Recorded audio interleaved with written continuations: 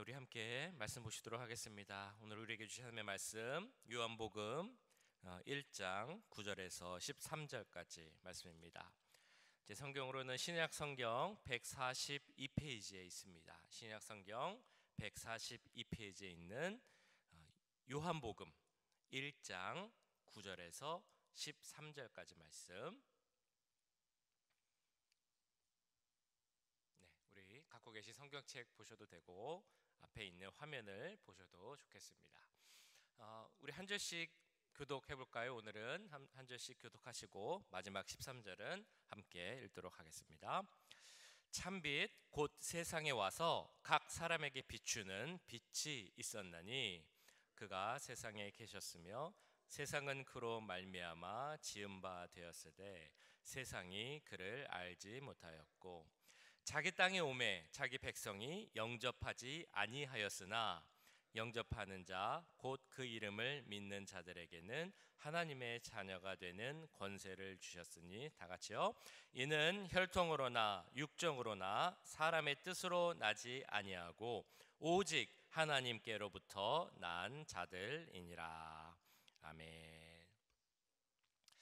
네, 오늘 2025년 처음 드리는 토요일 새벽 예배에 오신 모든 분들 주님의 이름으로 환영하고 하나님의 은혜와 축복이 가득 넘치시길 간절히 소원합니다.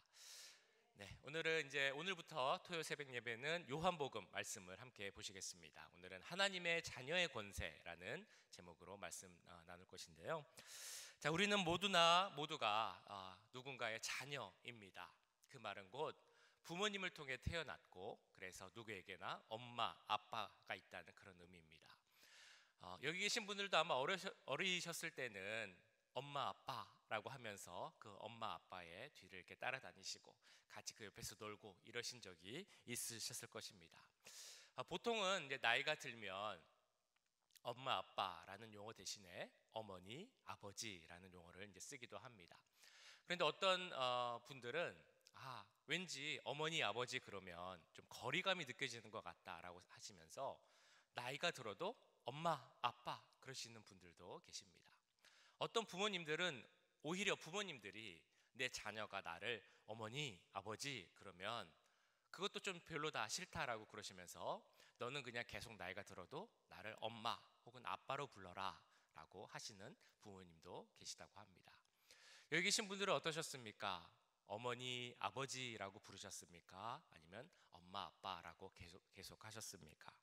아니면 지금 계신 자녀들이 엄마, 아빠라고 부르시나요? 아니면 어머니, 아버지라고 부르시나요? 물론 이제 영어로 할 테니까 물론 조금 다르긴 하겠습니다만. 그리고 엄마, 아빠 하시면 그 단어를 들으면 어떤 것이 이제 생각이 나시나요? 엄마와 아빠가 갖고 계신 그 어떤 이미지, 추억들 어떤 것들이 있으십니까? 예전에 우리가 이런 말을 썼었죠. 엄부자모라고 해서 예전에는 보통 이제 아버지 그러면 조금 엄한 아버지, 조금은 무섭고 가까이 가기 쉽지 않은 분이 아버지의 어떤 모습이었고, 어머니 그러면 그래도 아버지에 비해서는 조금 편하고 다가가기 쉽고 이야기하기 쉬운 그런 상대가 어머니였습니다. 물론 지금 이제 시대가 바뀌어서 그런 아버지상, 어머니상도 많이 바뀌었습니다. 각자가 갖고 계신 어머니와 아버지의 모습도 다 다르실 것이라고 생각이 됩니다. 저도 이제 어머니, 아버지에 대한 그런 이미지가 있습니다. 이제 특별히 오늘은 아버지에 대해서 좀 말씀을 드리려고 하는데요. 저희 아버지는 아주 엄한 분은 아니셨습니다. 물론 이제 화가 나면 무섭긴 했습니다만, 저희 아버지에 대해서 제가 갖고 있는 가장 큰 이미지는 바로 우리 아버지께서 그 약사라는 것과 연관이 됩니다. 예전에는 그 약국, 한국의 약국을 혹시 아실지 모르겠는데요. 약국이 쉬는 날 없이 월요일부터 토요일까지 계속 문을 열었습니다. 그것도 아침 9시부터 밤 10시까지 아침부터 밤까지 계속 열었습니다. 그래서 저희 아버지와 집에서 같이 밥을 먹거나 혹은 뭐 같이 시간을 보낸 기억은 잘 없습니다. 그 대신에 제가 약국을 가면 항상 저희 아버지, 아빠를 볼 수 있었습니다. 그래서 어렸을 때는 그 약국에서 저랑 잘 놀아주시기도 하고 아빠랑 같이 약국에서 밥을 먹기도 하고요. 아빠가 이제 약국이 끝나고 집에 오시면서 그런 야식, 밤참을 사오시면 그것을 같이 먹었던 그런 기억이 이제 많이 남습니다. 그래서 주일날, 일요일이 하루 쉬는 날인데 이제 일요일은 또 저희 아버지가 어떻게 했냐면 아침부터 이제 교회를 가시는 거예요. 그러면 이제 거의 하루 종일 계시거나 오셔도 잠깐 오후에 오셨다가 다시 또 저녁 예배 드리러 가시고, 그러다 보니까 주일에도 사실 식사하는 것이 뭐 같이 시간을 보내는 것이 쉽지는 않았습니다. 그것이 이제 제가 갖고 있는 어떤 아버지의 이미지입니다. 저도 마찬가지로 어렸을 때는 아빠라고 불렀지만 어느 순간부터는 아빠라는 용어보다는 아버지라는 이제 용어로 저희 아버지를 부르고 있습니다. 그러면서 이런 생각도 합니다. 제가 자녀로서 우리 아빠에 대한 이미지, 추억들이 있는데 우리 아빠는 나에 대한 어떤 이미지와 추억, 기억들이 있으실까라는 생각도 해봅니다. 그리고 부모로서, 아버지로서 아들을 대하는 어떤 느낌은, 생각은 어떨까라는 좀 호기심도 있습니다. 아시는 것처럼 저는 딸만 한 명이 있기 때문에 아빠가 아들을 대하는 느낌은 어떨까라는 호기심이 들기도 합니다. 자, 이처럼 우리는 모두가 아버지, 어머니 혹은 아빠, 엄마에 대한 추억과 기억이 있습니다. 즉 누군가의 자녀라는 말입니다. 또한 우리는 부모로서 자녀들을 다 가지고 있습니다. 혹시 이런 생각을 해보셨습니까? 자녀로서 누릴 수 있는 그 특권, 권세는 무엇이 있을까라는 그 질문입니다. 잘 아시는 말 중에 피는 물보다 진하다라는 말이 있죠. 이는 보통 이제 혈연 관계, 가족 관계에 대한 이야기입니다만 특별히 여기에는 그 자녀에 대한 말이 포함되어 있습니다. 자녀만이 누릴 수 있는 특권이 있다라는 그런 의미입니다. 그 자녀가 갖고 있는 권세, 특권은 어디서 오는 것일까요? 이 질문에 대한 답은 아주 심플하고 간단합니다. 자녀가 자녀로서 가질 수 있는 권세는 다른 데서 오는 것이 아니라 바로 그가 자녀이기 때문에 그 권세를 누릴 수 있는 것입니다. 단지 그 이유이지만 그것이 너무 큽니다. 자녀이기 때문에 누릴 수 있는 권세가 너무 크다라는 것입니다. 그래서 이 혹시 이제 사진이 하나 있는데요. 이 사진 보셨는지 모르겠습니다. 예전에 유명했던 사진인데요. 케네디 대통령이고 그 아들이 대통령의 집무실 책상 아래에서 놀고 있는 그런 사진입니다.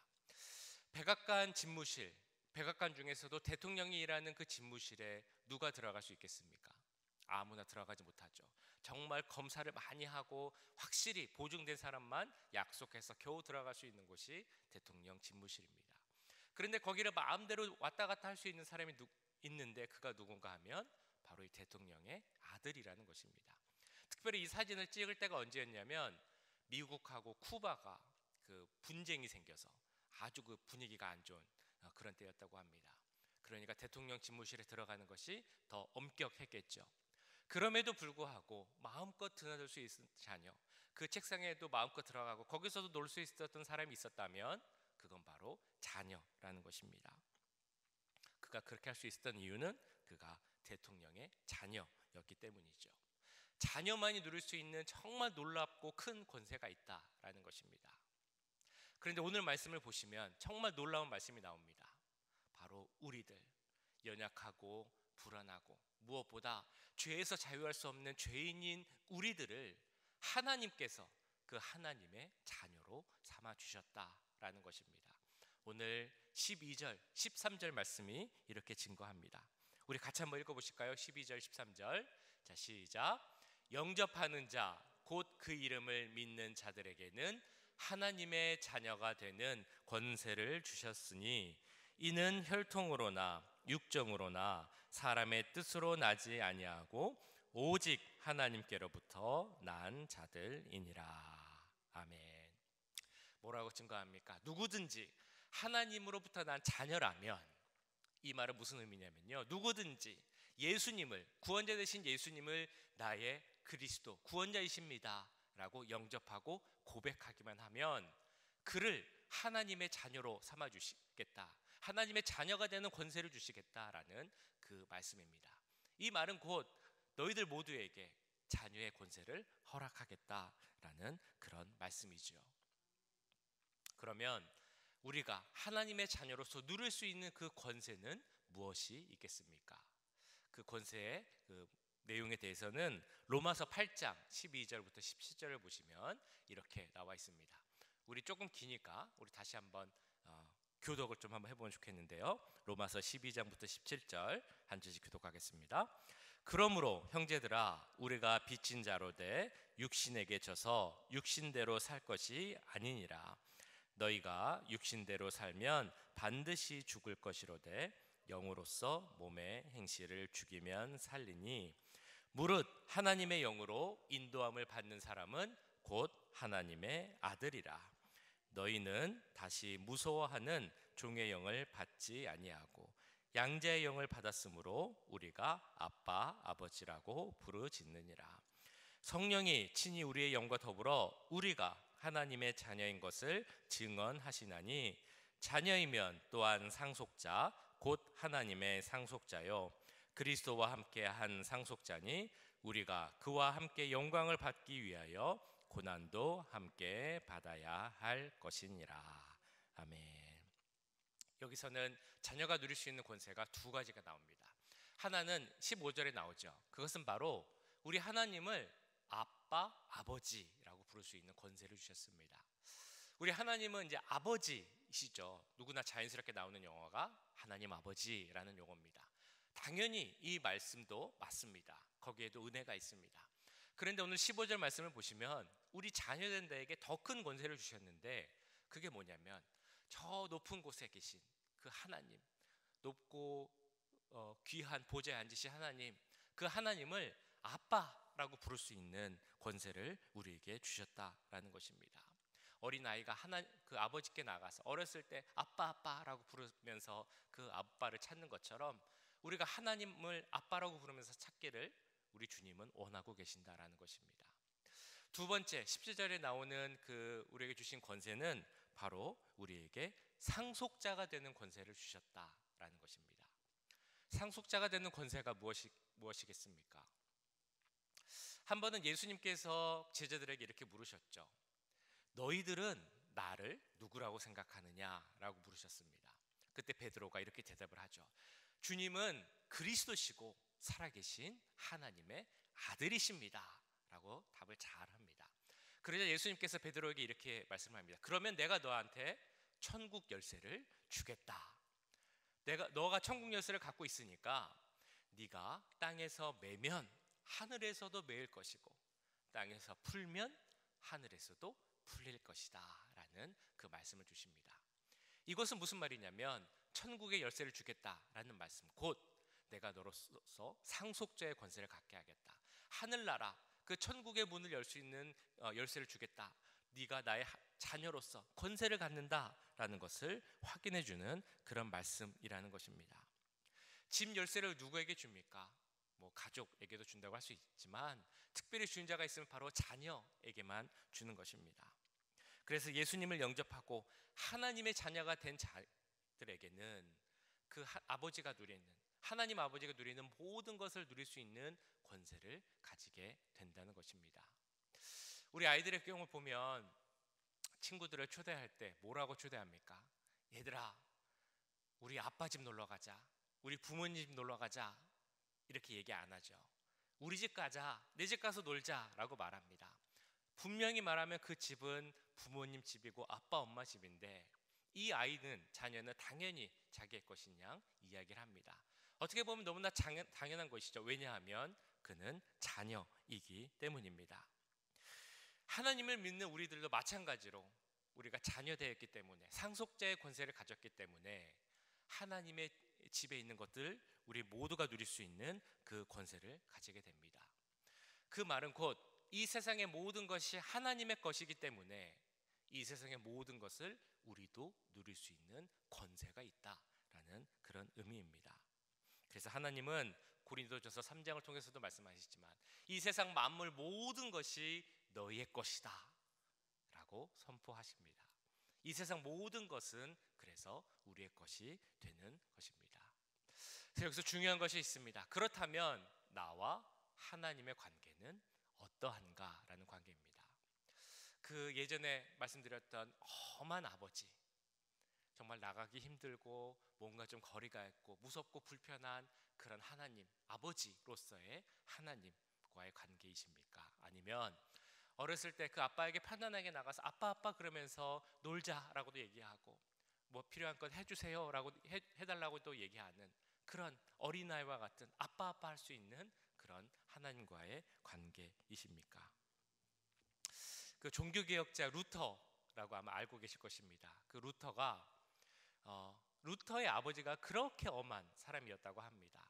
그 아버지가 지금 말로 하면 돈을 많이 벌고 이 루터를 과외를 많이 시켜서 성공한 법관이 되기를 원했습니다. 그래서 정말 엄하게 이 루터를 키운 거예요. 한 번은 루터가 좀 식탐이 있어서 음식을 많이 먹으려고 하니까 왜 음식에 욕심을 내냐라고 하면서 그 루터를 때리는데 얼마나 많이 때리는지 죽지 않을 만큼 때렸다고 합니다. 그래서 루터한테 아버지 그러면, 아빠라는 용어는 못 썼겠죠. 아버지 그러면 무섭고 두려운 존재였습니다.